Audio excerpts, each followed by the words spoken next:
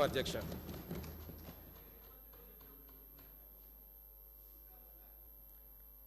శ్రీ పల్లా రాజేశ్వర రెడ్డి గారు. అధ్యక్ష, మొట్టమొదటిసారి అసెంబ్లీలో గవర్నర్ ప్రసంగంపై మాట్లాడడానికి అవకాశం ఇచ్చినందుకు మీకు ధన్యవాదాలు తెలియజేస్తున్నాను. అదేవిధంగా మా భారత రాష్ట్ర సమితి పక్షాన నన్ను మాట్లాడడానికి అవకాశం ఇచ్చిన మా నాయకులు కేసీఆర్ గారు కూడా ధన్యవాదాలు తెలియజేస్తున్నాను.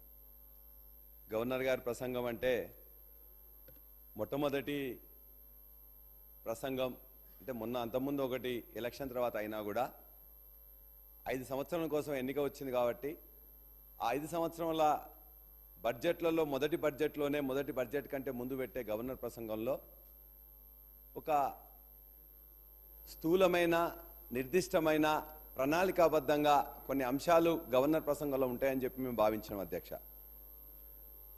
కాంగ్రెస్ పార్టీ ప్రభుత్వంలోకి వచ్చే ముందు ఏదైతే నిర్దిష్టమైన హామీలు కావచ్చు, గ్యారంటీలు కావచ్చు, రకరకాలు ఇస్తారు కాబట్టి వాటిని ఇందులో పొందుపరిచి దానికి సమయానుకూలంగా ఎప్పుడు ఏం చేస్తారో దానికి కావాల్సిన నిధులు కానీ ఇవన్నీ మెన్షన్ చేస్తారని చెప్పి మేము భావించినాం అధ్యక్ష. కొన్ని పైపైన విషయాలు తడిమిన తప్ప హామీల నిర్దిష్టంగా వాటి గురించి కానీ చెప్పిన సందర్భం కానీ ఆ విషయాలు కూడా ఇందులో పొందుపరచకపోవడం నిజంగా ప్రజాపాలన అని చెప్పి ఘనంగా అందులో చెప్పుకున్నారు తప్ప మాకు ఒక మాటలో చెప్పాలంటే ఈ మొత్తం గవర్నర్ ప్రసంగం 30 మోసాలు 60 అబద్ధాలాగా అనిపిస్తుంది అధ్యక్ష. అంతేకాదు మేము అనట్లేదు 420 హామీలు ఇచ్చినామని చెప్పేసి చెప్పినప్పుడు పదే మా మిత్రులు ఆనాడు ఉద్యమంలో కూడా మాకు మిత్రులుగా ఉన్న శ్రీనివాస్ రెడ్డి గారు, వీరేశం గారు కూడా దీనికి భిన్నంగా ఏదైనా చెప్తారా చెప్పేసి అనుకుంటే మేము 420 అన్నాం 420 అని చెప్పేసి ఆ హామీలన్నీ 420 ఫీట్ల లోపల మొత్తం పాతిపెట్టినట్టే ఉన్నాయి తప్ప ఇందులో మాత్రం ప్రస్తావించలేదు అధ్యక్ష. మొత్తం ప్రసంగం చూస్తే అరచేతిలో వైకుంఠం చూపించినట్లుంది, 60 రోజుల్లోనే చేతులు ఎత్తేసినట్లున్నది. గొప్పగా ప్రజావాణి గురించి చెప్పిన అధ్యక్ష. మీరు మొత్తం కూడా ముఖ్యమంత్రి గారు ప్రమాణ స్వీకారం చేస్తున్న రోజునే ప్రజా దర్బారు పెడతాం, ప్రగతి భవన్ బద్దలు కొడతాం మొత్తం కూడా అని చెప్పేసి అందరూ చెప్తే నిజంగా ప్రజలందరూ కూడా అరే ఏంటిదేదో కొత్త మాటలు చెప్తున్నారు, ఖచ్చితంగా ఇదేమో చేస్తారా అని చెప్పేసి అనుకున్నారు.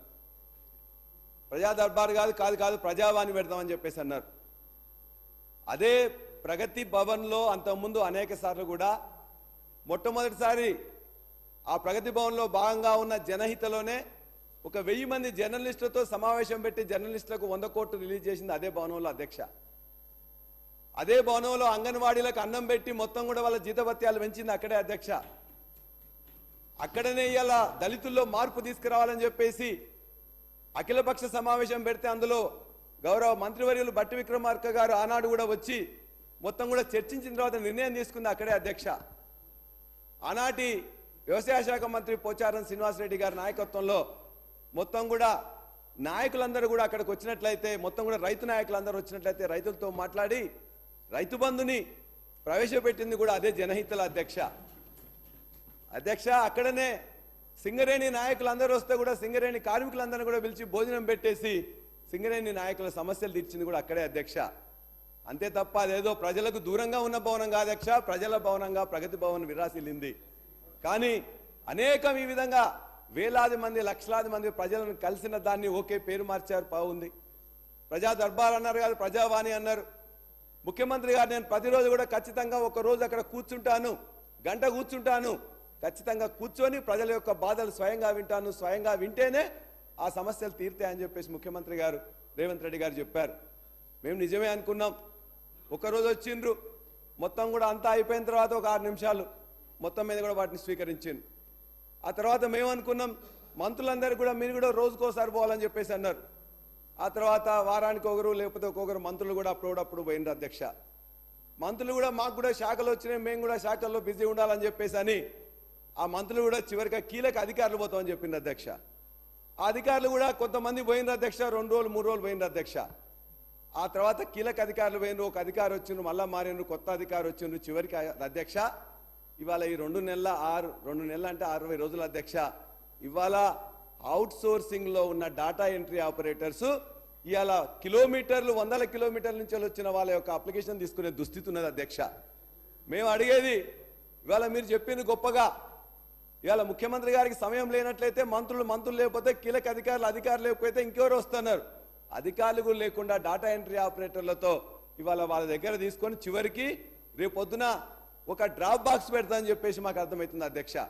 మేము అందరినీ కోరుతున్నాం, ఇప్పుడే మా మిత్రులు శ్రీనివాసరెడ్డి గారు చెప్పిండ్రు, ఇవాళ ముఖ్యమంత్రి గారు ఇంతకుముందు కేసీఆర్ గారు ఎవరో ఆదేశిస్తే ఇంకోరు పాటించరని చెప్పేసి ముఖ్యమంత్రి గారు ఇప్పటిదాకా దరిదాపుగా 2 నెలల సమయంలో తప్పనిసరిగా అధిష్టానం దగ్గర పోవాలి కాబట్టి సగటున వారానికి ఒకసారి పోయింది. ఆ పక్కనున్న భవన్ నుంచి అక్కడి నుంచి పోతారు కాబట్టి కనీసం వారానికన్నా ఒకసారి వస్తేనన్నా బాగుండేది.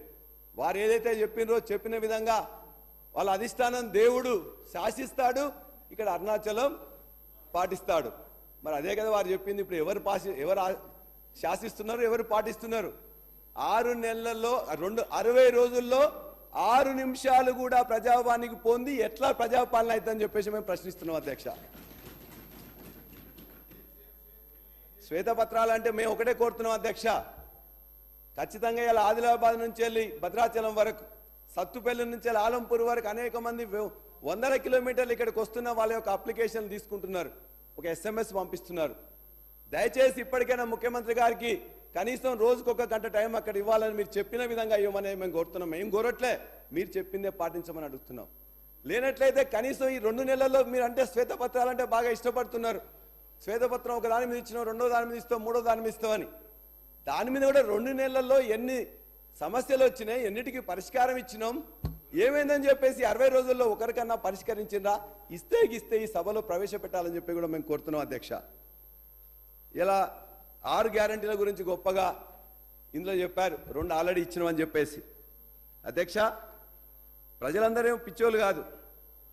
ఈ అత్యున్నత చట్టసభలో అబద్ధాలు ఆడటం చాలా నేరం అధ్యక్ష. గవర్నర్ ప్రసంగంలో చేర్చడం మరింత ఘోరం.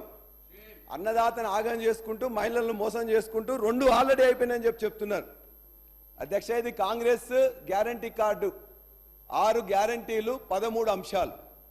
ఆ 13 అంశాల్లో ఒక్క అంశం, మొదటి దాంట్లో మహాలక్ష్మి అనే దాంట్లో 2500 ప్రతి మహిళకి ఇవ్వాలని, 500 రూపాయలు గ్యాస్ సిలిండర్ ఇవ్వాలని, 3వది ఉచిత బస్సు ప్రయాణం. రైట్, ఒక గ్యారంటీలో ఒక పథకాన్ని మీరు అమలు చేశారు, 15 కోట్ల మంది ప్రయాణించారు, బాగుంది. అదేవిధంగా ఇంకొకటి కూడా మీరు చెప్పారు, రాజీవ్ ఆరోగ్యశ్రీ ద్వారా మేము 10 లక్షల రూపాయలు, చేయూత అనే పథకం ద్వారా, చేయూత అనే పథకంలో 2వ భాగం, మొదటి భాగం 4000 మందికి ఇస్తా అని చెప్పారు. ఇందులో మీరు ఇచ్చింది ఇలా 10 లక్షల రూపాయలు రాజీవ్ ఆరోగ్యశ్రీ ద్వారా ఇచ్చారు అధ్యక్ష. రాజీవ్ ఆరోగ్యశ్రీ ద్వారా మొన్ననే చెప్పారు, జనవరి 26న గవర్నర్ గారు ప్రసంగంలో మాట్లాడుతూ రాజీవ్ ఆరోగ్యశ్రీలో 20 కోట్ల రూపాయలు ఖర్చు పెట్టాము ఇప్పటివరకు అని చెప్పారు. సంతోషం అధ్యక్ష, 20 కోట్లు ఖర్చు పెట్టారు, 60 కోట్ల ప్రచారం చేసుకున్నారు. ఎక్కడ అధ్యక్ష? ఇవాళ భారతదేశంలో ఎక్కడ చూసినా కూడా మొత్తం కూడా ఇవాళ 2 హామీల అమలు, 2 హామీల అమలు చెప్తున్నారు. ఇవాళ మీరు ఎక్కడ ఏ టీవీలో చూసినా, ఏ పేపర్లో చూసినా, ఏ హోర్డింగ్ చూసినా, ఏ బస్సు చూసినా, ఎక్కడ చూసినా ప్రచార పటాటోపం తప్ప 13 అంశాలలో ఒక 2 చేసినాం అని ఎట్లా చెప్పడానికి మనసొప్పుతాన్ని, దాన్ని గవర్నర్ ప్రసంగంలో ఎట్లా చేర్చిందని చెప్పేసి కూడా మిమ్మల్ని ప్రశ్నిస్తున్నాం అధ్యక్ష. ఇవాళ మేము అడిగేది అధ్యక్ష, ఇవాళ మహిళలకు బస్సులు ఇచ్చారు, బ్రహ్మాండంగా ఉన్నది, కానీ అక్కడ మొత్తం కూడా ఇబ్బందులు పడుతున్నారు. బస్సుల సంఖ్య పెంచలేదు, బస్సుల ట్రిప్పులు పెంచలేదు. ఇవాళ వాటి ఇంకా చాలా చోట్ల కూడా ఇలా తగ్గిన సమస్య ఉన్నది, చాలా ఇబ్బందులు పడుతున్నారు. కావాలంటే వాళ్ళన్నిటి కూడా ఇంకా పెంచాల్సిన అవసరం ఉన్నది. దాన్ని పెంచడానికి ఏం చర్యలు తీసుకుంటున్నామో అది చూపించండి, చెప్పండి. అంతేకాదు ఆ మహాలక్ష్మి పథకంలో మిగతా వాటి కోసం కూడా ప్రజలు ఎదురు చూస్తున్నారు. మేము 100 రోజులు చెప్పారు కదా, మీరు ఎందుకు ఆగరని చెప్పేసి అంటున్నారు. మేము ఆగడానికి సిద్ధం, కానీ మీరేం చెప్పారు? 4వ తారీఖే ఇస్తామని చెప్పేసి ముఖ్యమంత్రి గారు చెప్పారు. అదే కాదు 9వ తారీఖు ఇస్తామని కూడా ముఖ్యమంత్రి చెప్పారు. మీరు చెప్పిన దాన్నే మేము అడుగుతున్నాం తప్ప మీరు 100 రోజులు అన్నారా మేము చెప్పేసి అడగట్లేదు. మీరు ఒక్కసారి మీరు వీడియోలు మాట్లాడిన వీడియోలన్నీ కూడా తీసుకొని చూడండి. మేము ఇవాళ కాదు, మీరే డెడ్ లైన్ పెట్టారు. 3వ తారీఖు కాగానే 4వ తారీఖు ఇస్తాం, 9వ తారీఖు ఇస్తాం. ఈ ప్రభుత్వం గత ప్రభుత్వం చేయలేదు అని చెప్పేసి మీరు చెప్పారు. కాబట్టి ఇవాళ చేయని వాటిని చేసినట్లు ప్రచారం చేసుకుంటే కరెక్ట్ కాదు అధ్యక్ష. ఇవాళ దీని ద్వారా 6.5 లక్షల మంది ఇవాళ డ్రైవర్లు, ఆటో డ్రైవర్లు మొత్తం కూడా రోడ్డు మీదకి వచ్చారు అధ్యక్ష. ఇవాళ వాళ్ళందరికీ కూడా 6.5 లక్షల మందిలో అనేక మంది, కొంతమందికి మాత్రమే సొంత వాహనాలు, సొంత ఆటోలు ఉన్నాయి. కొంతమంది రుణం తీసుకున్నారు. కొంతమంది ఇవాళ డైరెక్ట్గా వాళ్ళందరూ కూడా రోజుకి 300 రూపాయలు ఖర్చు పెట్టి వాళ్ళందరూ కూడా కిరాయి తీసుకుంటారు అధ్యక్ష. ఇవాళ నిన్నటి వరకు 21 మంది ఆటో డ్రైవర్లు ఆత్మహత్య చేసుకున్నారు. ఏ మహిళలకైతే ఉచితంగా మీరు ప్రయాణం చేయాలని చెప్పేసి ఒక గొప్ప వరం ఇచ్చారని చెప్పి మీరు భావిస్తున్నారో, ఈ యొక్క 21 మంది డ్రైవర్ల యొక్క భార్యలకు కూడా మీరు ఖచ్చితంగా ఎక్స్గ్రేషియా 20 లక్షల రూపాయలు ఎక్స్గ్రేషియా చేయాలని చెప్పేసి వారి తరఫున కోరుతున్నా అధ్యక్ష. అంతేకాదు మీరు కూడా ఇందులో ప్రకటించారు 6.5 లక్షల మంది ఇవాళ వాళ్ళందరికీ కూడా 70 నుండి 80% ఆదాయం తగ్గిపోయింది. 20-30% మాత్రమే ఆదాయం వస్తున్నది. ఇవాళ వాళ్ళ పొయ్యిలో పిల్లి లేవలేని పరిస్థితి ఉన్నది. వాళ్ళు ఎందుకంటే రోజు 300 రూపాయలు కిరాయి ఇవ్వాలి, 200 రూపాయలు డీజిల్ పోసుకోవాలి. వాళ్ళకి కనీసం 500-700 రూపాయలు అయితే 1000 రూపాయలు కూడా రావాలి. కానీ 500-600 రూపాయలే వస్తుంటే ఇవాళ ఈఎంఐలు కట్టలేక, ఇంట్లో భోజనం పెట్టలేక ఇవాళ 21 మంది చచ్చిపోయినరు. ఈ ఆత్మహత్యలు ఆగాలంటే వాళ్ళందరికీ ఖచ్చితంగా ప్రతి వాళ్ళ యొక్క ఏదైతే ఆటో రుణమాఫీ అనేది ఆటోలది ఉన్నదో ఖచ్చితంగా దయచేసి శ్రీధర్ బాబు గారు ఒక నిమిషం క్లారిఫికేషన్ లేదు సార్, మీరు ఫ్లోగా మాట్లాడుతున్నారు. సరే మాట్లాడాను సార్, ఎందుకు అది పెడుతున్నారు? ఆయన ఆవేదన, ఆందోళన చూసి ఒక నిమిషం మాట్లాడదాం అంటున్నారు సార్. సార్ గౌరవ సభ్యులు రాజేశ్వర్ రెడ్డి గారు ఒక సందర్భంలో మేనిఫెస్టో గురించి మాట్లాడుతూ ఉన్నారు, ఇంకో సందర్భంలో తనకు అనుగుణమైన సబ్జెక్ట్ను మాట్లాడి ప్రజలను తప్పుదోరే ప్రయత్నం చేస్తున్నాడు. అధ్యక్ష, ఈరోజు మేము చెప్తా ఉన్నాం, నేను ఈరోజు గౌరవ సభ్యులకు తెలియజేస్తా ఉన్నాం, ఉచిత బస్సు ప్రయాణం 13 అంశాల్లో ఒక ప్రధానమైన, మేము గ్యారంటీలో పెట్టుకున్న ప్రధానమైన అంశం. నేను వారిని సూటిగా వారిని వారి పార్టీ వారిని కోరుతా ఉన్నాను. ఎందుకంటే రాజకీయాలకు సంబంధించి ఏదైనా ప్రజలకు ఉపయోగపడే ఒక విధానపరమైన నిర్ణయం తీసుకున్నప్పుడు వారు వ్యతిరేకమా లేకుంటే అనుకూలంగా చెప్పాల్సిన అవసరం ఉండేది. మేము ప్రవేశపెట్టిన బస్సు ప్రయాణం, ఉచిత బస్సు ప్రయాణం టీఆర్ఎస్ పార్టీ, బీఆర్ఎస్ పార్టీ వ్యతిరేకమా అని ఒక స్టాండ్ చెప్పమని కోరుతా ఉన్నాను అధ్యక్ష. రెండోది అధ్యక్ష, ఆనాడే మేనిఫెస్టోలో పెట్టినప్పుడు చిన్న చిన్న సమస్యలు ఏర్పడతాయని ఆటో డ్రైవర్లకు సంబంధించిన సంక్షేమం కూడా మా బాధ్యత. ఆ బాధ్యతలో భాగంగానే సంవత్సరానికి 12,000 రూపాయలు ఆటో డ్రైవర్లకు ఇచ్చే సంక్షేమ కార్యక్రమాన్ని కూడా ఆ రోజు మేనిఫెస్టోలో పెట్టినాం.